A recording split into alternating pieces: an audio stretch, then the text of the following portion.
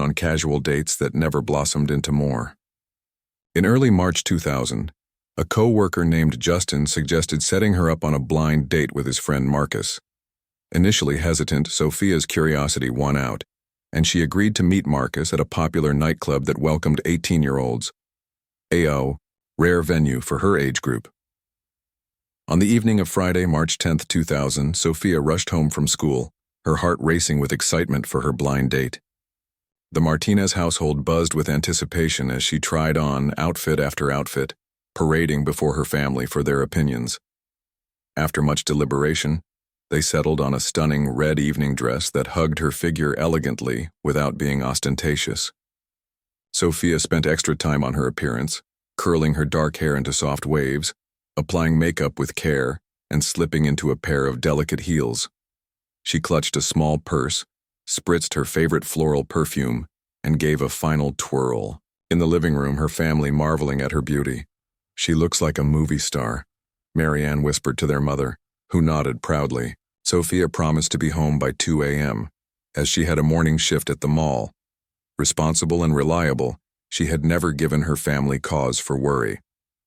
At 10:10 p.m., she flashed a brilliant smile, slid into her Pontiac, and waved to her family, gathered at the window. The engine purred as she drove into the night, unaware that this would be her final farewell. The next morning, Marianne tiptoed into Sophia's room, expecting to find her sister preparing for work. Instead, she found an untouched bed, the covers pristine. Sophia's employee badge lay on her vanity, and her work shoes sat neatly in the corner. Puzzled, Marianne alerted their mother. Moments later, the phone rang. It was Sophia's employer, reporting that she had failed to show up for her shift, an unprecedented occurrence. Panic set in. In 2000, cell phones were not yet ubiquitous, and Sophia didn't own one. Lourdes and Marianne frantically called friends, classmates, and co-workers, but no one had seen her since the previous night. They didn't have contact information for Justin or Marcus, and calls to local hospitals yielded no news of accidents. By evening, with no trace of Sophia, Lourdes visited the El Paso police station, clutching a recent photo of her daughter. She described Sophia's red dress, her car, and her plans for the night, her voice trembling with fear. On Saturday, March 11, 2000, a chilling discovery unfolded in the neighboring state of New Mexico.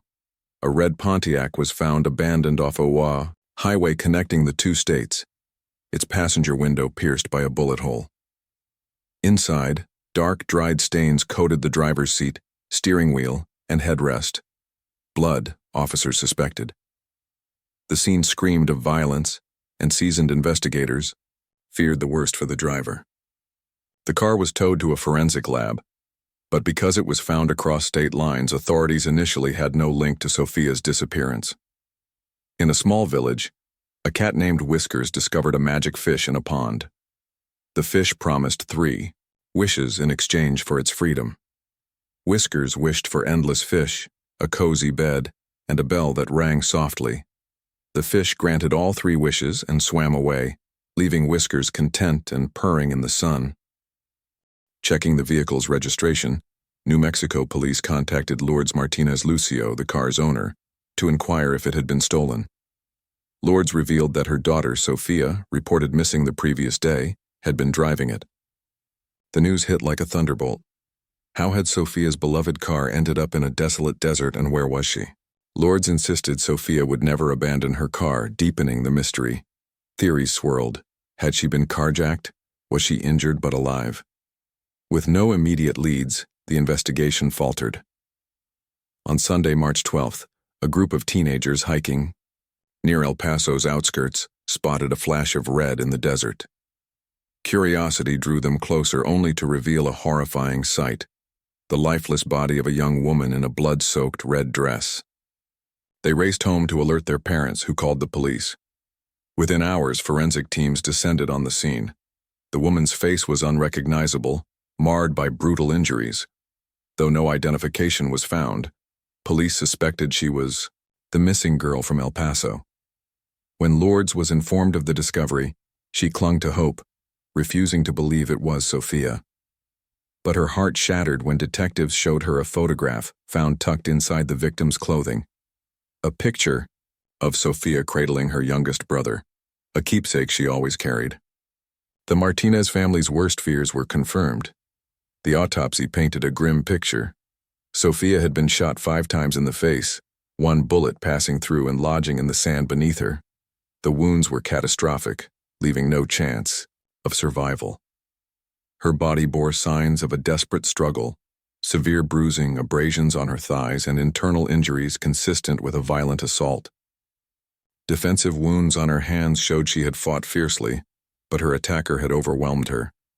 DNA evidence confirmed the assault, and a single clear shoe print near the body offered a potential clue. Inside the car, investigators found no fingerprints but Sophia's. Her purse was recovered, but her license, keys, and cash were missing. The Martinez family was urged to change their locks and install a security system, as the killer likely had Sophia's identification and keys, including her home address. They complied, living in constant fear that the perpetrator might strike again. DNA from the assailant was uploaded to a national database, but no matches emerged, suggesting the killer had no prior record. Authorities even considered that the suspect might be a transient, possibly crossing the border from Mexico, complicating the search. Learning of Sophia's blind date, police zeroed in on Justin and Marcus. At the mall, they found Justin working his shift and brought him in for questioning. Marcus was also interviewed. Both men claimed Sophia never arrived at the nightclub, and they had waited until midnight before leaving. They provided DNA samples, took polygraph tests, and surrendered their shoes from that night. Their alibis held, corroborated by witnesses at the club, and no evidence linked them to the crime. A breakthrough came during a second search of Sophia's car. Under the driver's seat, officers found a crumpled ATM receipt time-stamped 10:23 p.m. on March 10th, showing a $20 withdrawal near Sophia's home. The area was monitored by surveillance cameras, offering hope of new evidence. Footage from the ATM and nearby cameras revealed a chilling sequence. At 10:22 p.m., Sophia's red Pontiac pulled up to the ATM. Alone, she withdrew $20, then paused to touch up her lipstick in her compact mirror. Unseen, a figure clad in black, hood obscuring his face, crept toward her car.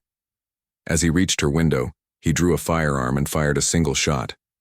The bullet grazed her cheek, clipped her nose, and exited through the passenger window. Bleeding but alive, Sophia, under duress, withdrew an additional $200. The assailant entered the car, pressing the gun to her head, and the Pontiac sped off, vanishing from view. The early 2000s cameras produced grainy footage, thwarting efforts to identify the suspect. All that could be discerned was that he was a white male, average height, slim build, possibly with facial hair. The footage was aired on local news, urging residents to report any leads. But the tips that flooded in led nowhere. Weeks passed with no progress. In late March, a man found a driver's license near the crime scene, belonging to a local woman. Fearing another victim, police contacted her, only to learn she was unharmed. Her purse had been stolen at the mall where Sophia worked. This fueled speculation that the killer was stalking victims at the mall. The next day, a young man confessed to the theft, fearing he'd be linked to Sophia's murder. His DNA cleared him. By July 2000, the case had gone cold. A $10,000 reward was offered, and the Martinez family rallied community support, raising it to $55,000. Even a segment on America's Most Wanted yielded no breakthroughs, leaving the family in despair. On September 30, 2000, a 20-year-old mother of 2, Heather Napawasi, contacted police claiming she knew Sophia's killer. Offering a burned driver's license belonging to Sophia as proof, Heather implicated her boyfriend, Michael Jack, and his friend, William Berkeley. She admitted fear had silenced her earlier, but with Michael incarcerated and her children in need, she sought the reward. Heather recounted that in early March, she was hospitalized for kidney issues. William, staying with her, and Michael discussed a plan with Michael that she assumed involved drugs. On March 10th, the men took latex gloves from the hospital and left. That night, Michael returned, admitting they'd robbed someone at an ATM. William later arrived, and they drove to New Mexico to abandon the Pontiac. Days later, Heather saw William burn Sophia's license, boasting he could silence her if needed. Recognizing William in the ATM footage, Heather retrieved the license and, after Michael's arrest in September, came forward.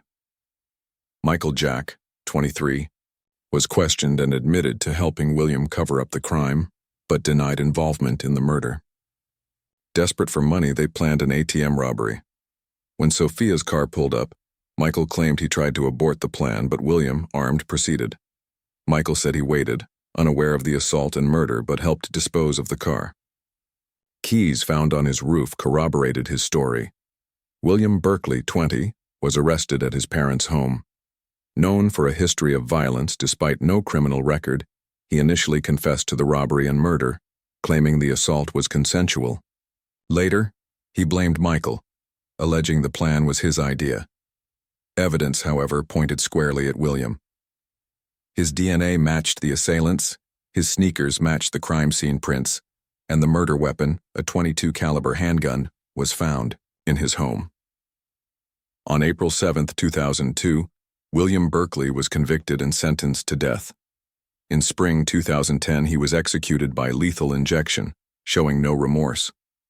Michael Jack, convicted of conspiracy and evidence tampering, received life with parole. Eligibility after 40 years. Heather received the $55,000 reward, but faced personal tragedy, losing custody of her children and dying at 35 from kidney complications.